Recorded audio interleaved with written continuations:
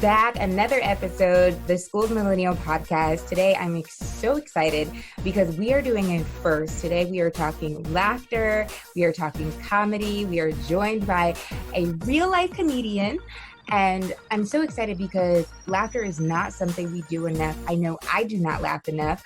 I should be laughing more, but I'm hoping that our guest today can teach me how to relax, how to see the humor in life more. Her name is the Kiana Dancie. She is obviously a comedian, but she is also a TV show host. She is also an actress, and she is also an author. Kiana, did I get all of that right? Just elaborate a little bit more about who you are and your projects currently. Well, you did miss that I am a franchise owner, and now apparently I'm a producer. I'm actually in the process of producing my own talk show. We just shot the pilot. It was fantastic yesterday. I'm so proud of myself. We had people come from far and near to come and sit in my live audience. I had amazing guests. It was simply amazing. Like, it left me breathless because I was just in awe with the amount of support that I had. So, yes, you did cover it all, but I'm super excited to be walking into 2020, and I keep referring to it as the year of perfect vision. You know, I was originally a co-host on a talk show called Sister Circle Live, which I'm sure many of you guys may know me from. And that was a panel show. It was myself and 3 other people. It was a great experience, but what I've learned is, and for lack of shade, the queen stands alone. I don't necessarily need a panel show to do what I do. Wow. And so now I will be hosting my own show. And, you know, I always say that Sister Circle was an amazing opportunity and an amazing learning experience for me. You know, I didn't grow up with sisters. So there was a lot that I had to learn about myself. The show came to an abrupt end for me. I thought that we were all on the same page when it came to moving forward into the second season. I actually celebrated the second season with the girls and the staff and crew, the producers and all, thinking that I was going to move forward. I didn't find out that I wasn't going to be on the second season. You ready? Mm-hmm. Until after I already shot promo. Oh my goodness gracious. Right. So, you know, and you know, although it was very disheartening, very disappointing, there is a reason for all things. So what I tried to do was just really look at the positive in that situation, not point fingers, and just push forward and just do what I had to do. And that was always be amazing and be great. Just don't worry about it, because when God closed one door, he always opened another. Just push through. Just push through. That's all you can do. Well, I'm so glad you were able to see the good in that situation. I always say there is a positive aspect to every situation. Sometimes it's hard to see when you're going through it in that moment. Many times it is. That takes a level of maturity that you may not even reach. Especially about certain things. You know, I realize that I'm a lot more mature in my professional life than I am in my personal. So, you know, there's always a level of pettiness, honey, that we all maintain. I try to suppress my petty. Sometimes it works. Why? You're a pretty girl. Let me tell you something. You're a pretty girl. Petty is easier to accept when you're a pretty woman. You hear me? If you was an ugly dog, nobody wants to see an ugly, petty dog. I don't know about that, but okay. Right. You know what? Speaking of professional, and speaking of you being an author, you have a new book coming out. It's called Bye Bye Bags, Laughing to Lighten the Load. Where did you get that title from? And what is this book about? So, you know, it's funny that you would ask me this. Literally, this book has been a labor of love, and I have no other way to explain it. I feel like I'm birthing quadruplets. And the reason that is because this book started many years ago, and I think it was around 2016, about 3 years ago, because I was on a show called Atlanta Plastics, which followed multiple Black plastic surgeons here in Atlanta, Georgia. I got the bags under my eyes removed, and as I was healing, I didn't know they could do that. Oh, girl, yes, honey. Refreshed me, took me back 10 years. You hear me? Oh, I may need to call up your doctor. You may need to. So I got the bags under my eyes removed, and as I was laying in bed, of course, you can't do much because your eyes are under, patched. They're covered. So while I was laying there, my family was taking care of me. Of course I had to record it for the show. I actually was thinking to myself, although I'm getting the physical bags off of my face removed, what kind of baggage do I have in my life that I need to remove? What is the baggage that I'm carrying forward that's preventing me, a certain amount of growth? What have I avoided, giving the proper attention to, and then the proper release? You know what I mean? So as Yeah. I was going through, because again, we all carry a certain amount of baggage. We all have been through something. The thing is, how long do you allow that baggage to hinder you? I am a Right. child molestation survivor. I've lost friends. I've lost family members that I thought, not family members like to death. Well, I have lost family members to death, but I've lost family members to, we don't speak anymore for whatever reasons. I have lost jobs and all kinds of things. But, I made a conscious decision to not let it hinder my growth. But I wasn't always that mature. So, and as a child molestation survivor, I never spoke about it publicly because, of course, my family knew. There were, friends that knew, but I never spoke about it on my platform because I thought it was a poor reflection on my mother's upbringing of me, Oh which was not boy. true. So when Wow. I actually spoke to my mother about it, I said, Mom, I want to speak about this publicly. She said, well, I encourage you to. Matter of fact, I I implore you to, because you will realize if you turn on the lights, you're not the only one in the room. Right. Yeah. And once she said that to me and gave me not only the courage but permission, because I was thinking that maybe she felt some kind of way, and then to be honest with you, she was thinking that I felt some kind of way. So once we came to the conclusion that it wasn't either one of us thinking some kind of way, about us personally, we was concerned about each other. It gave me the courage to speak and tell people my story. And as she told me before, and I know this to be true, she did everything she could to protect me. This wasn't something that happened over and over again. It wasn't something that, she subjected me to. It was one time. It was, a person that we knew, my mother's boyfriend at the time, who had been around me for literally years. So it Oh wasn't like gosh. someone that just came into the house and the monster. No, and the thing is, and the monster molested me. No, it was one time, it happened, and it never happened again. The other thing I want to make sure I say for your listeners, the monster does not always look like a monster. The monster Right. is not always someone that you don't know. The monster sometimes is a parent. Sometimes the monster lives with you. Sometimes the monster is someone that you actually trust. So we have to equip our children with the ability to speak up and speak out and trust that they are, capable of enough to say this, this is my body, this should not be happening, and you should give them a safe place so that they can come to you and say, this is happening to me. Kiana, you've been very open and honest about your experience as a survivor of child molestation. How has that influenced your comedy?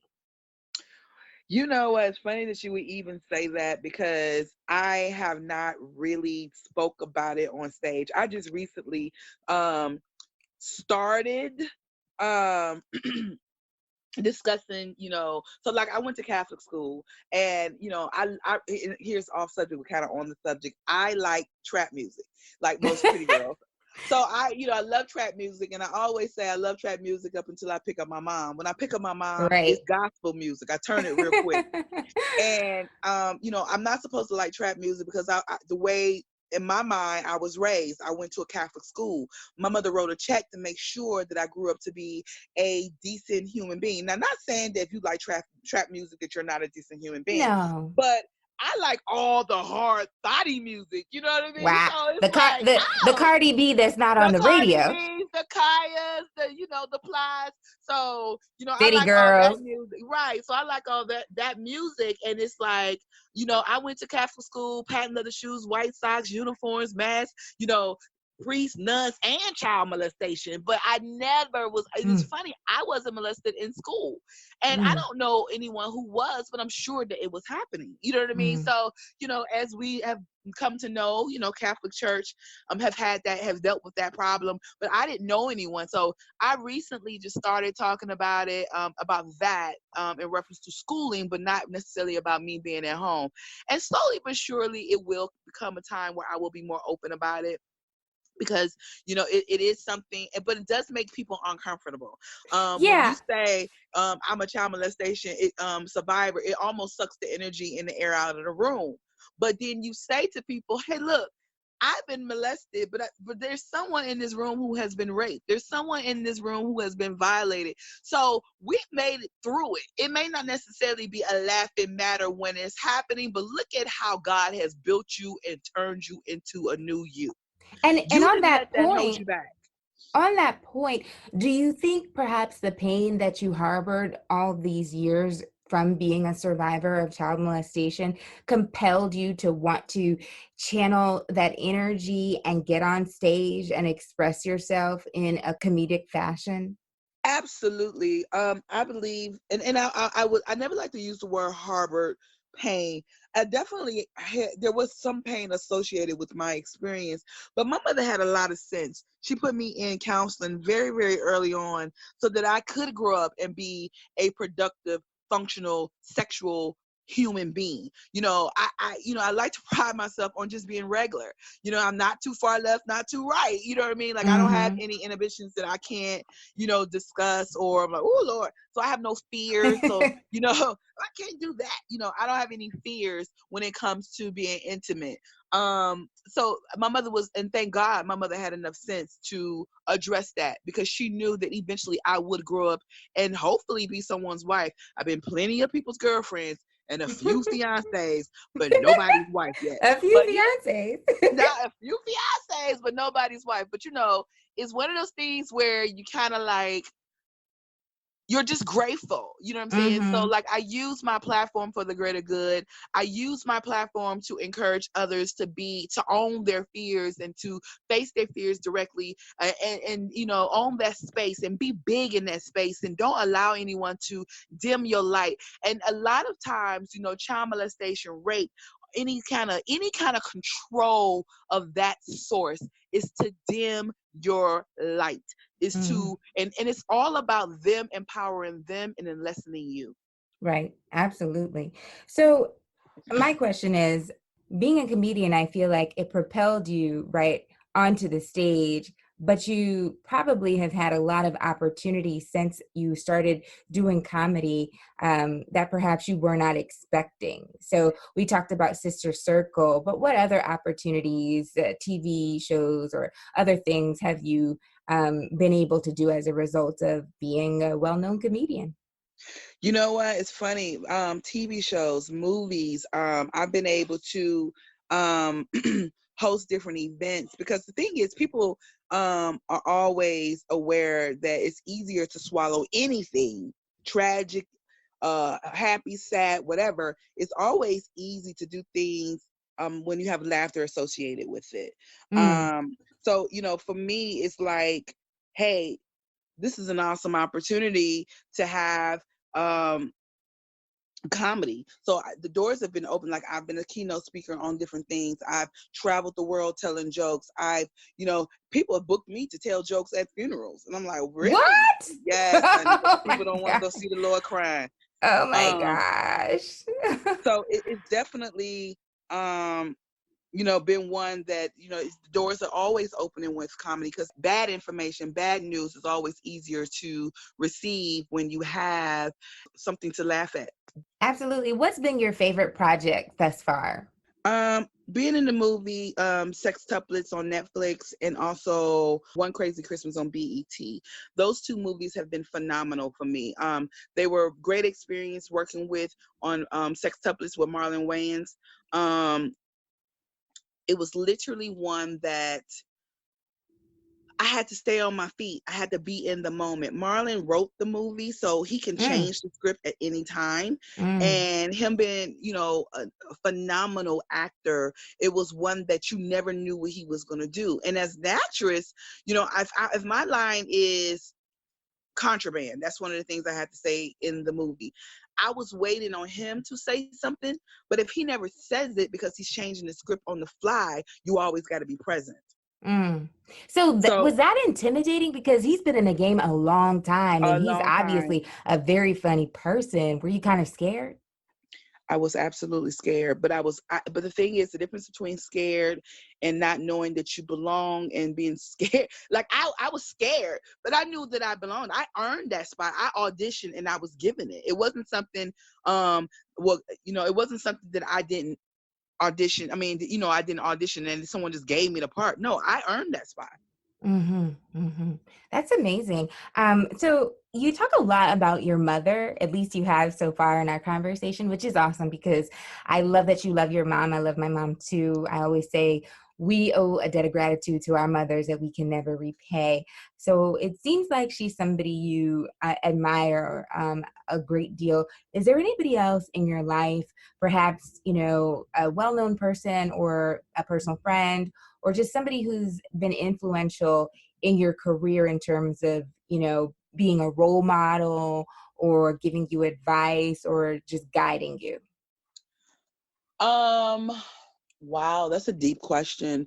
I always say that I'm a melting pot of women from around the world who has poured into me. From the Beverly Kearneys, who was a track coach at the University of Texas.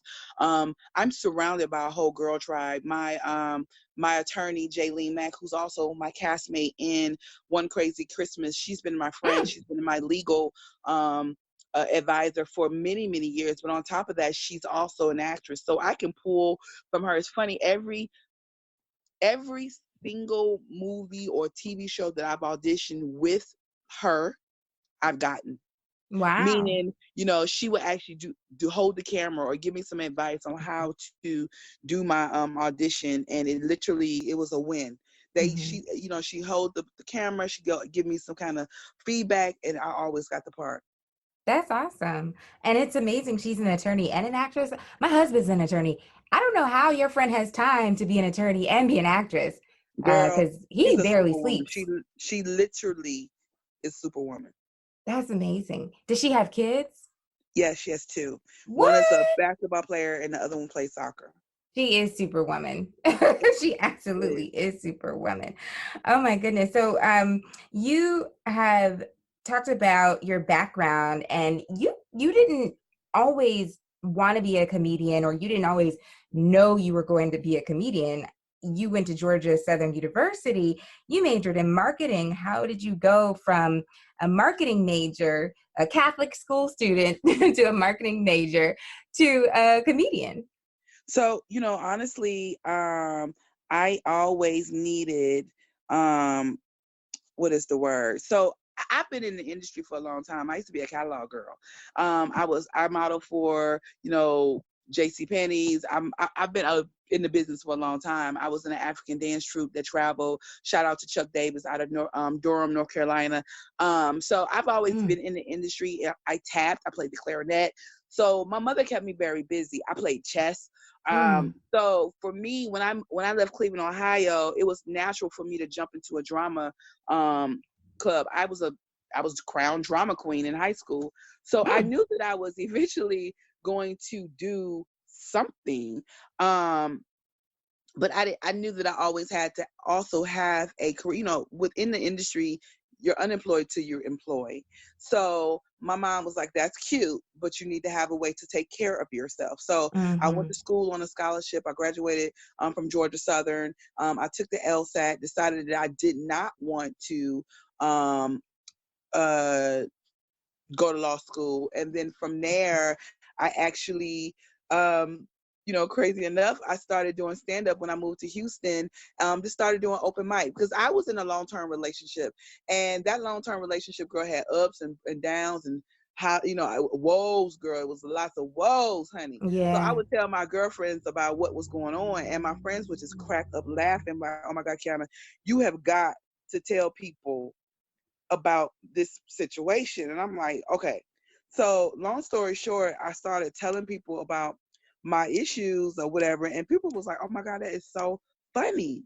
Hmm. And then when I started doing open mic, people were like, "Okay, you funny." And so from there on, And you I just was kept like, doing it. I just kept doing it.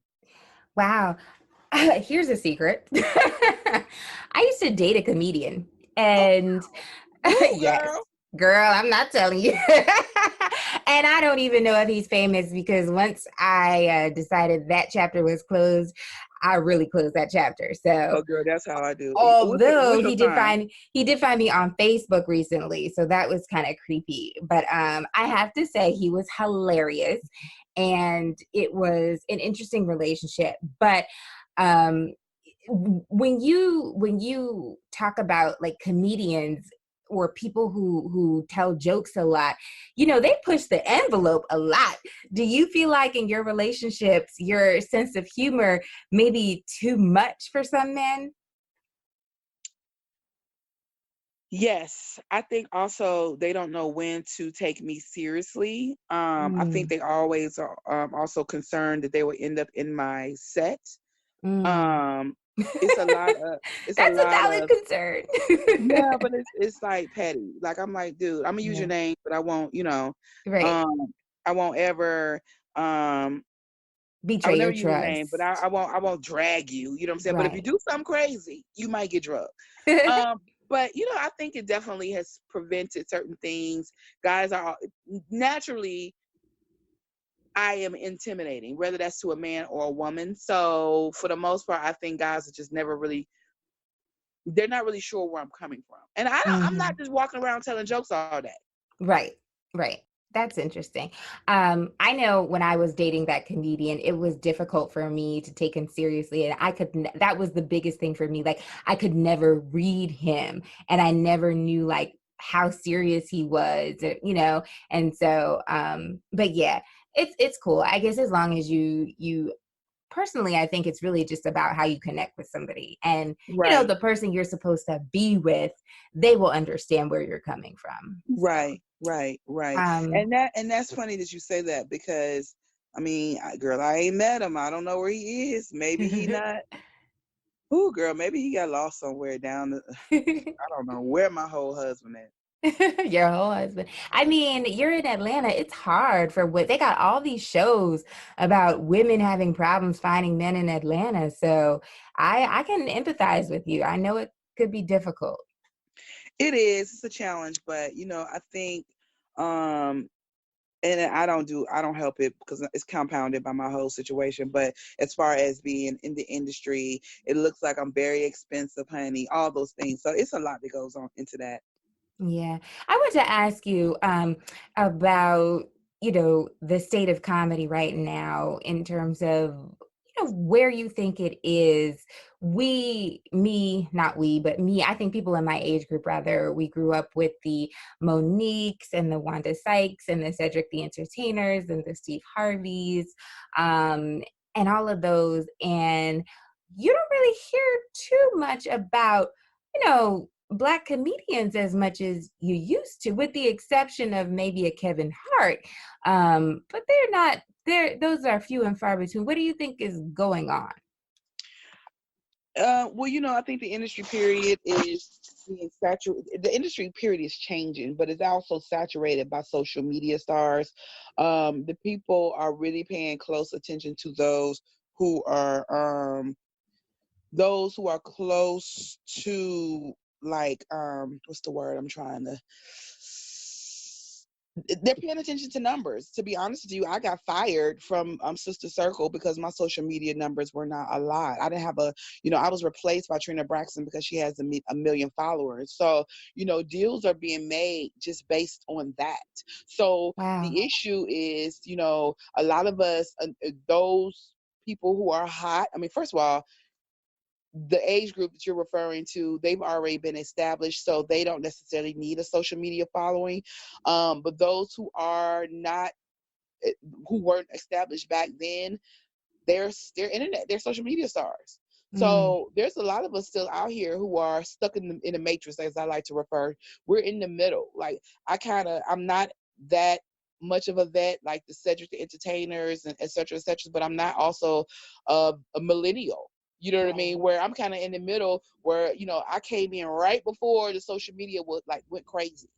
right, right. So I'm trying my best to do just what, a lot of us are doing, trying to leverage a brand, my brand and really push to just really push and make sure that I stay relevant, because people are really losing their jobs or even getting jobs Mm, based on their social media numbers. So we're here. We're just being overlooked because the industry is actually changing. And there's not things like Def Comedy Jam. There's not things like Comedy Club. right, There, right. to be very honest with you, people's attention span is very short. Yeah, So the average person is like, give me a hot, because you can get all your funny in the palm of your hand. People are not right, watching television like they used to. right. So what's a solution? Is it to do what, like Instagram TV and just like Instagram some of your sets? Is that, I Yes, mean, that's the solution, and it's to continue to create content of your own. right. Yeah. I know what you mean. I mean, I'm on the other side of the TV business and news, but even for me, it's a lot of pressure to keep up and have these high social media numbers. And, I'm trying to focus on my job, and then I've got to tweet, and then I've got to post to Instagram, and then I've got to post to Facebook. And some days I can't get to it all, Yep, and that yep, doesn't include my personal life, which is also part of your brand as well. yep. And now I got to let y'all into my personal life. Right. So it's a lot to ask of somebody. And I can imagine for you, that must be a lot of pressure. It is a lot of pressure, and then it doesn't come natural to me to post everything that I do. I actually put a post up the other day and said my best nights oftentimes don't make it to the internet. I have a lot of things going on, but you wouldn't necessarily know it, because if I'm in the moment, how am I on Instagram? Right, right, exactly. It's so true. Okay, we're getting to the end, so I got to get in some questions I've been really wanting to ask you. Favorite person, rather funniest person in the whole wide world besides yourself? Who is your funniest person in the whole wide world, in your opinion? Oh my God, that is such a um. I really like Bill Burr. He's Okay. a comedian that I think is amazing. He's just very witty, and he has this way of spazzing out. I just think he's dope. Bill Burr. I love some more. I think she's amazing. Mm, Um, so those will be two, and they could not be more different, but they're right. awesome. Yep. Okay. And then finally, what do you think has been like your best set yet? Where were you? What were you talking about? What was the mood? What was the vibe? What was happening? Why was it your best set ever? So my best set probably was in Montreal Comedy Festival 2018. It Mm. was amazing. It was on the Kevin Hart LOL stage. It was literally fantastic, and it was flawless. I looked good, I felt good. When you smell good, honey, you feel good. So Yes. it was great. It was great. And it was in front of an audience that I had never performed in front of before. It was Canadians. So 50% of the audience probably first language was French, and Yes. it hit. It was amazing. Um, it was just all things landed the way that they were supposed to. That's amazing that that happened to you outside of the United States. In Montreal, I've been in Montreal. A lot of people don't speak English there. So But the thing that's, is, they are a comedy town. huh. So, and I've had amazing sets in other places. I was just in Birmingham at the Stardome, which was, I mean, flawless. And I looked good, and it was packed wall to wall. But it's, when you have certain challenges, like when 50% of the people in the room doesn't even speak your language first, that's not their first language, English, and you still have an amazing show and a standing ovation. Listen, what else could you ask for? Yeah. And I was going to ask you, when you are rehearsing, do you kind of think about, well, what if this audience I'm going to be in front of, what if they don't want to hear about this? Like, do you No. decide what you're going to say when you get on stage, or you just kind of go with whatever you've rehearsed? So yes and no. So one, I always watch the room. If I'm not first, if I am first or if I'm not first, it doesn't matter where I'm in the lineup. But if I'm first, I always watch the host to see what the crowd is responding to. I have material so I can adjust. So sometimes you might get in front of a room who is very tight and they're kind of conservative. And then if you're too far to the left or too risque and they're not responding, I will give the audience the concession of changing a little bit, but I'm always thoroughly, truly myself. Meaning I have enough material that I can still be me, but not necessarily, I have enough material I can change. We'll flip the material, but not necessarily change who I am. So what was it about what you performed in Montreal that you think really got the audience to vibe with you? It's just rare that you see an African-American woman like me. Big lips, big eyes, blonde hair, pretty legs. I'm a whole lot, no kids. I'm the opposite of what you might think of an African-American woman. I have no kids. I'm not married. I'm, career driven. Outside of the United States, there's a lot of misconceptions about African-Americans and specifically women. So, when I got to Montreal, they are used to seeing Black people, don't get me wrong, but I just like to believe that I'm just different. So to have someone like myself come in there and say, hey, I don't have kids, I'm not sure if I want them. And just like, I'm a business owner, I'm a franchiser. My teeth I have a gap in my teeth and never thought about closing them. So I'm very comfortable with who I am. I'm very confident. That sometimes being confident, to some people is like, what do you mean? Like people always say this to me. I can't believe you kept your gap. What? Why wouldn't I? Keeping my gap says that I am a Dancie. Most of the Dancies in my family have a gap. And if you don't have a gap, we want to know who your people are. Like, who is your mom and daddy? Interesting. I didn't realize that it could be a genetic thing. Wow. Absolutely. My mom has a gap. My brother had a gap, but he closed his gap with braces, but that was the other issue. He had other things going on. I actually saw one of your sets where you were talking about your gap, but I don't think I can say what you said on stage. So I'll defer to you on that. Probably couldn't. That's amazing. Well, Kiana, it's been so much fun talking to you. When do you think your book will be out? Can we ask a different subject? No, I'm sorry, a different question. So it is clearly fall, about to be winter. I am almost done. Let's just say soon. Okay, soon. And I will reach out to you and let you know, girl. Okay, and we'll look for your TV show. We'll look for your pilot getting turned into a bona fide TV show of your own, where you are the solo host and you don't have to worry about being on a panel with anybody else. No tea, no shade. Just saying, you got to do what you got to do. Clearly. Absolutely. And speaking of social media, where can our listeners find you on social media? So I'm the same on all things social, Instagram, Facebook, Twitter, and even my website is Kiana Dancie. That's Kiana. My last name is Dancie. That is literally my real last name. So follow me, talk to me. It is me running my social media. You never have to worry about an intern or someone else doing it for me. The only time, like for example, when you sent me a message, I had to forward you to my publicist just so that I can make sure it gets done, Yeah. Awesome. Well, thank you so much for everybody listening. If you are a first-time listener, thank you so much for tuning in. If you are a returning listener, thank you so much for coming on back.